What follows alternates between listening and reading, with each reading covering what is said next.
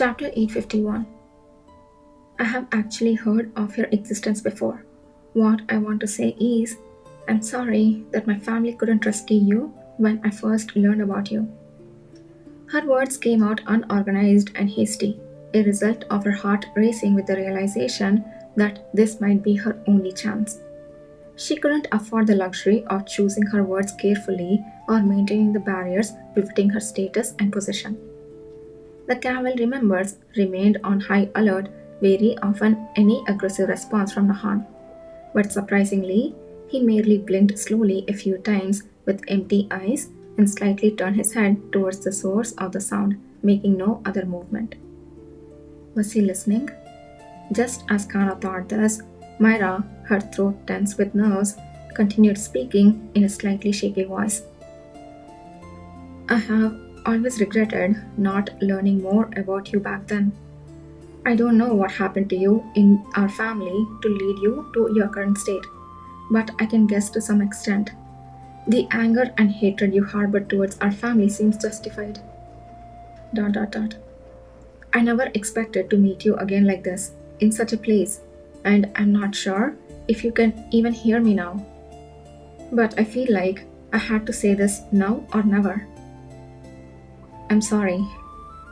Myra bowed her head, standing at a distance from where Nahan lay, with Kana in front of her. Nahan, who looked almost like a corpse, lay there without any reaction, just listening.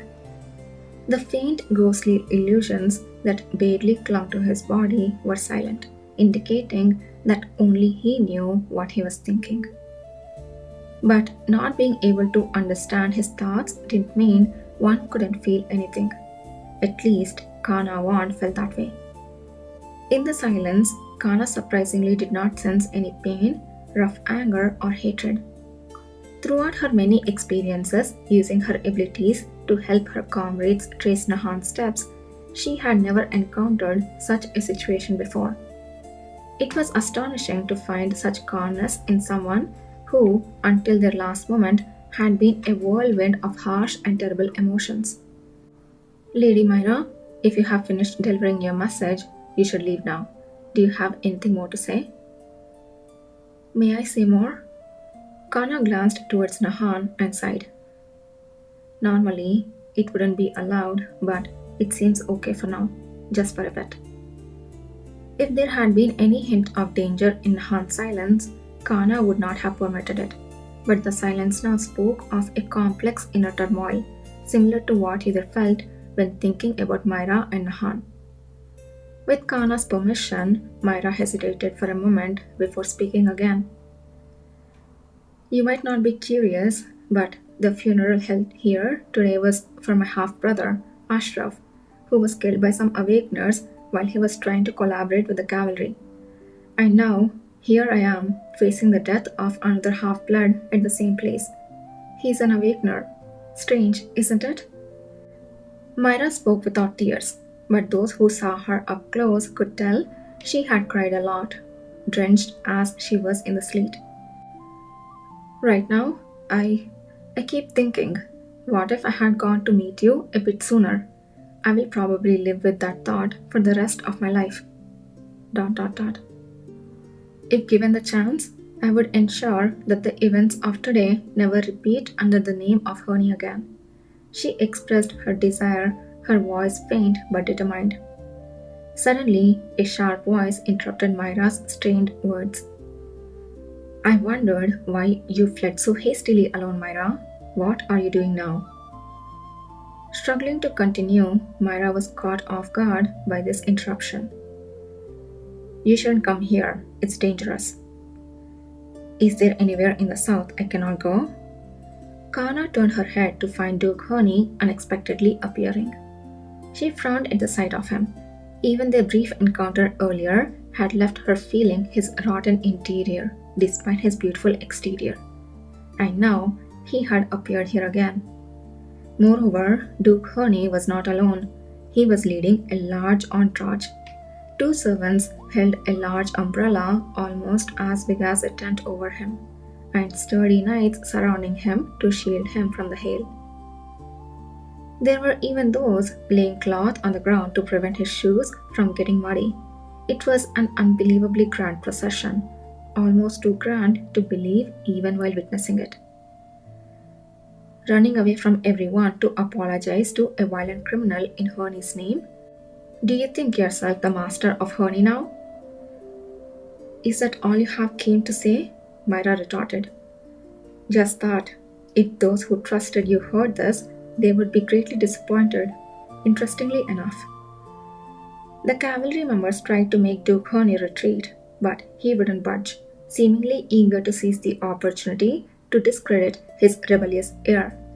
This guy has no fucking sense. In the midst of their dilemma, unable to use their power against a non-awakener, Myra cried out in an agitated voice, "Father, any other day I might understand, but please, not today. Do you know who that person is?" "Why should I know that?"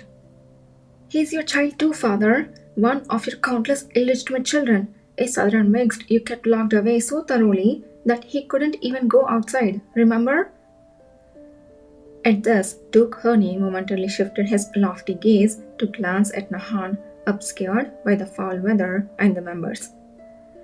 He might not have seen clearly, but he could discern enough to recognize the burnt face and the hair color indicating southern bloodline.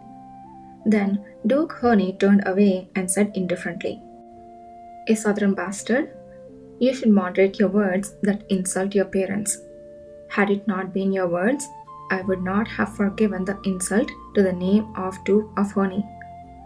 Father, do you truly believe that none of what has happened, including the ruin of Ashraf's funeral and the events of today, is your fault?" "Myra, if this is an insult, then punish me as you will. But I will keep saying the same thing until you apologize to that person.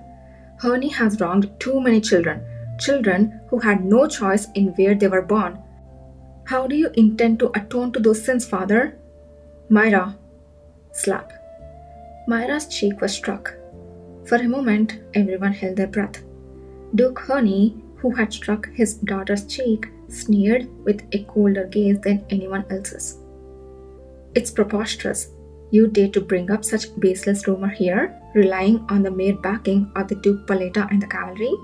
You will be confined immediately upon your return. And a southern bastard? Even if such a filthy thing exists, who would remember it? Don't think I'm speaking without knowledge.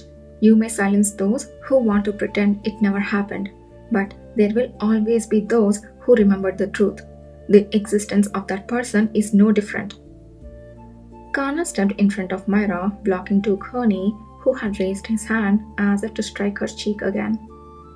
Duke Herney, looking at Kana as if she were an insect obscuring his path, gave her a writhing look before turning away. "You claim to be Herney's heir, yet you have no understanding of the weight that Herney's blood carries. ...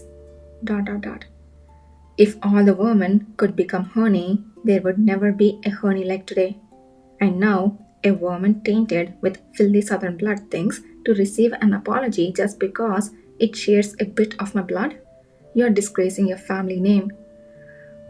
Can you just slap this fucker?" Duke Herney turned and stepped out from under the umbrella. His servants hesitated, unsure whether to follow or not. The Duke walked a few steps towards Nahan and looked down in disgust at his bloodied, swollen body. "You must not come closer. Why hasn't the cavalry killed this captured rebel yet? Are you hoping to extract any weaknesses of Herney from him? If so, I will do it myself." As Duke Herney began to speak, Kana made a decision. This was too much. Despite the risks of meddling with a non-awakener noble, she had to intervene. "Everyone, escort Duke Herney outside." "Father!" "Everyone!"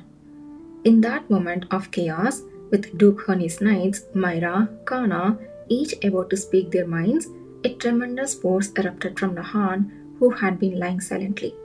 It engulfed Duke Herney. "Good job, Nahan.